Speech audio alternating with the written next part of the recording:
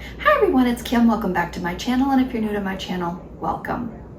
Today I'm going to bring you along with my weekly meal prep. Today I'm going to be prepping breakfast, lunch, and snacks. And I find that if I at least have the good portion of my day prepared for, it really helps me stay on track and stay motivated.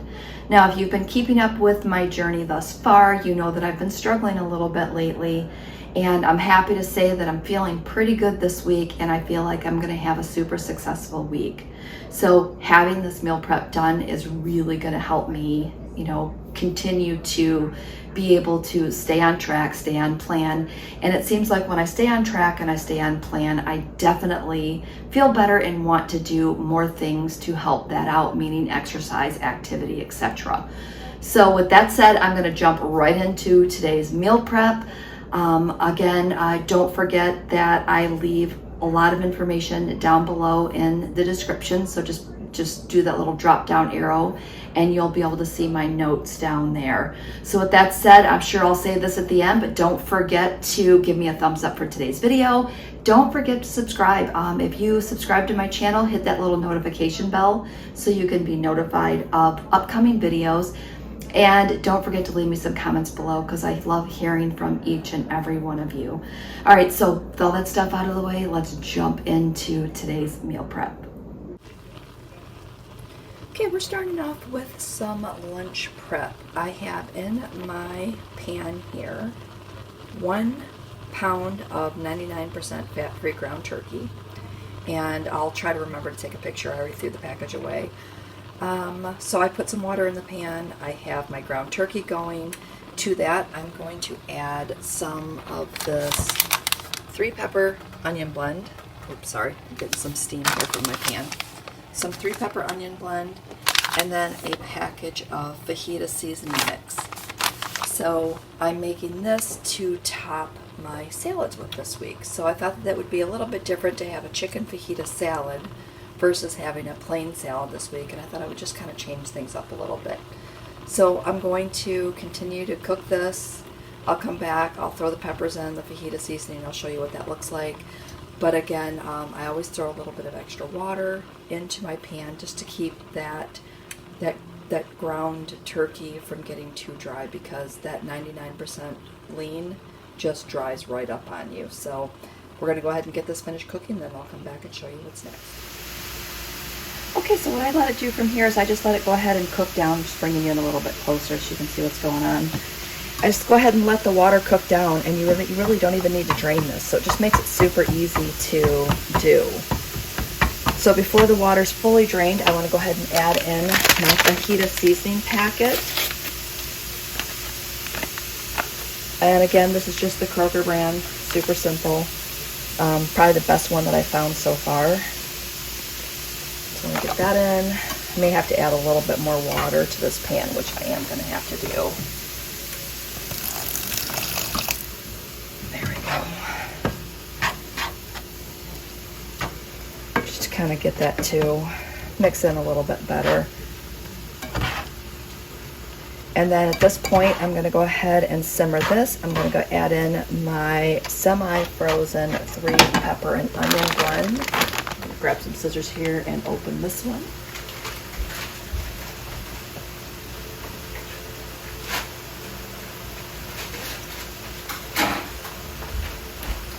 Alright, so we're just going to sprinkle in that whole bag because you can't go wrong with extra veggies, right? Go ahead and put all my garbage in that bag. I'm going to stir this in. I'm going to go ahead and let this simmer for about, 5 to 10 minutes, whenever those completely thaw and the pan gets, maybe I'll just turn the pan down and let this simmer for 10 minutes. I think that's what we're going to do. So doesn't that look yummy? And it's going to make my salads amazing this week. I don't know why I don't do this more often, because I like to go places where they have, the offering of a chicken fajita salad, and it just makes it so good. So okay, I'm going to go ahead and let this simmer for about 10 minutes, get that pan turned down here. And I'll come back and show you what's next.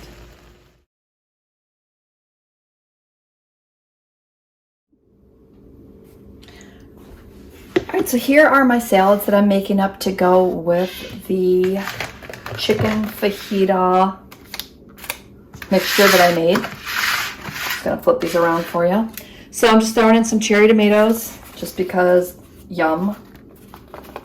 If you're a tomato fan, these are like one of my favorite ways to have tomatoes, and they just seem to, I don't know, they're so good. That's all I can say.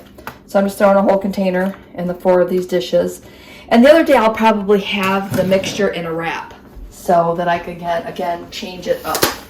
So I'm going to give you one more look at that mixture. I think I'm going to use about a half a cup of this mixture in here.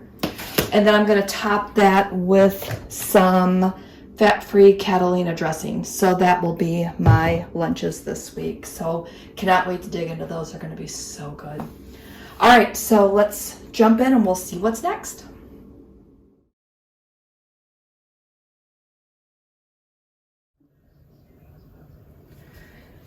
Okay, the next thing I want to do is I want to kind of go back to the basics. So I have my Instant Pot out and I'm going to do some boiled eggs. And I've showed you guys this a couple of times, but this really is my favorite way to do my boiled eggs. I thought maybe I could do like an egg salad sandwich this week, or just have the eggs just as a snack alongside, you know, maybe a piece of fruit for breakfast. So I'm putting in 2, 4, 6, 8 eggs. I think that'll be fine. I'm going to put them on for 6 minutes. Then I'm going to let it sit for 6 minutes, and then I'm going to drop them into a cold ice bath for 6 minutes. So you can do the 5-5-5 method if you want to do them a little more soft boiled, or you can do the 6-6. I know I hate saying it that way because people get freaked out. But anyway, the 6-minute method if you want to do them a little more hard boiled. So I'm going to throw them in for 6 minutes today, get those done, and that will be one of my snacks for this week. So we're going to go ahead and get that started. And then it's super easy. I mean, let me know in the comments if you also are making your eggs in your Instant Pot. And speaking of my Instant Pot, I'm not sure, I know I don't mention this too often, but I do have an Instant Pot 101 series. Periodically somebody will come across that series and tell me that I explain too much, or I talk too much, or I've went through too much detail. Again, that is an Instant Pot 101. If you're new to Instant Pot cooking, I just did a couple of videos to kind of explain some of the buttons, how the Instant Pot works, what to do. And if I'm just doing a cook with me in the Instant Pot, it's always just bam, bam, bam, let's just cook in our Instant Pot and do it. But I just wanted to mention, if you're new to Instant Pot cooking, definitely go over and check out some of those videos on that playlist. All right, so we're gonna scoot this back. I'm gonna go ahead and hit manual. We're gonna bring it down to 6 minutes.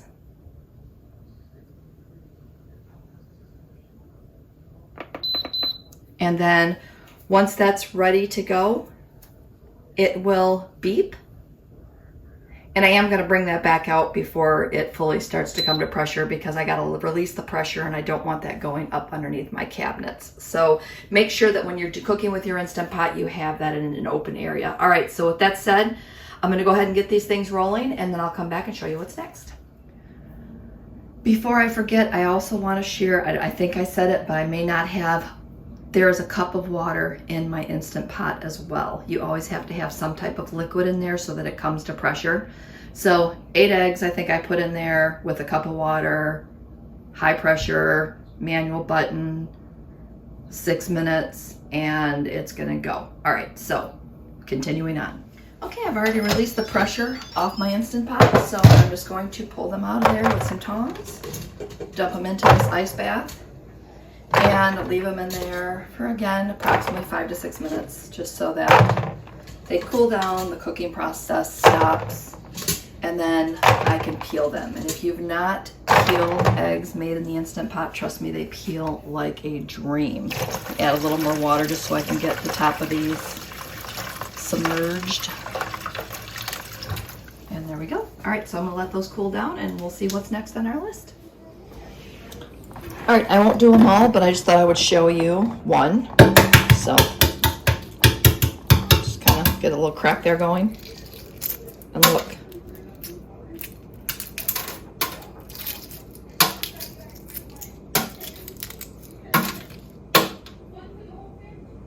Perfectly easy. Got a little spot here, but there we go. Okay, I'll do one more. Okay, ready?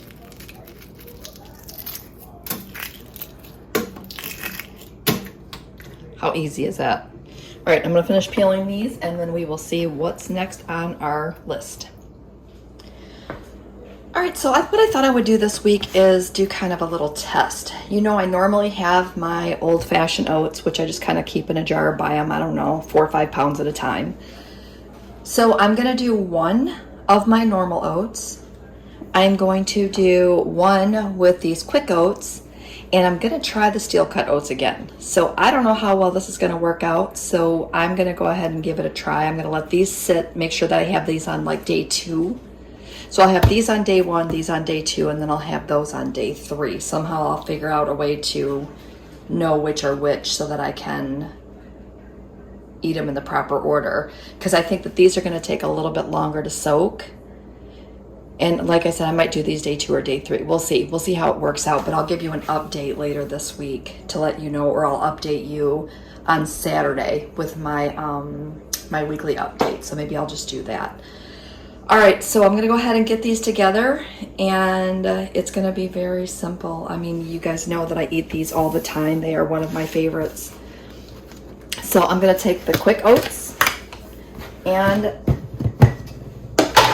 grab my 1/3 cup measuring cup. I'm going to dump that into 2/3 of a cup of water. The next one we're going to do are the old-fashioned oats.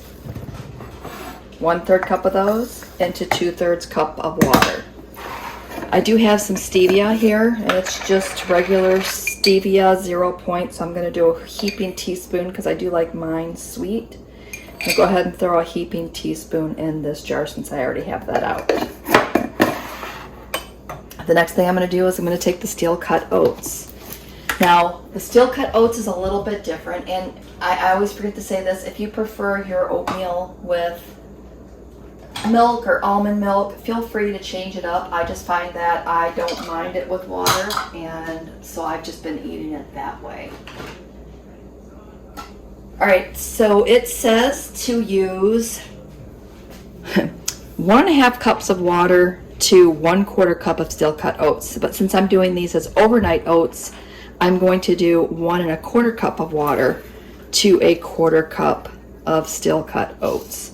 So I'm just going to pop those in there. Now to these jars, I'm going to add some frozen strawberries, which I still have to go downstairs and get, but I'm going to put like, I don't know, maybe 1/2 cup of frozen strawberries in these. And you guys know, you've seen me do this a million times before, so I'm just going to dump those right in frozen. And we're going to let them sit in the fridge at least 8 hours, but these will last me 4 to 5 days in the refrigerator. And normally I just make 4 or 5 and get through the week. This week I'm going to change up my breakfast, so I'm going to make 3 oatmeals, and I'll show you next what I'm going to make for my other 2 days. So stay tuned, I'll be right back. All right, the next thing we're going to work on is our egg sandwiches. Now, I normally make these for my husband almost every week. I don't know how he doesn't get tired of them, but he seems to really like them. So this week, I'm going to enjoy an egg sandwich or 2, just as a little variation for myself. Now, the biggest thing that I can tell you is I found these at Walmart. They have them online at Amazon. They're just your standard egg cookers, and these things are amazing to cook your eggs in the microwave. The biggest tip is to spray your molds, because if you don't spray it, trust me, you're going to end up throwing it out because it's going to stick so bad that it'll take you days to get them clean. So make sure that you spray them generously. Tops not so much, bottoms definitely. And then all you do is you crack an egg in each of them.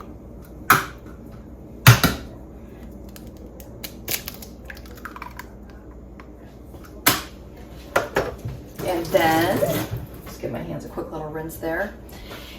And then I add salt and pepper, which of course is across the room. Salt, pepper.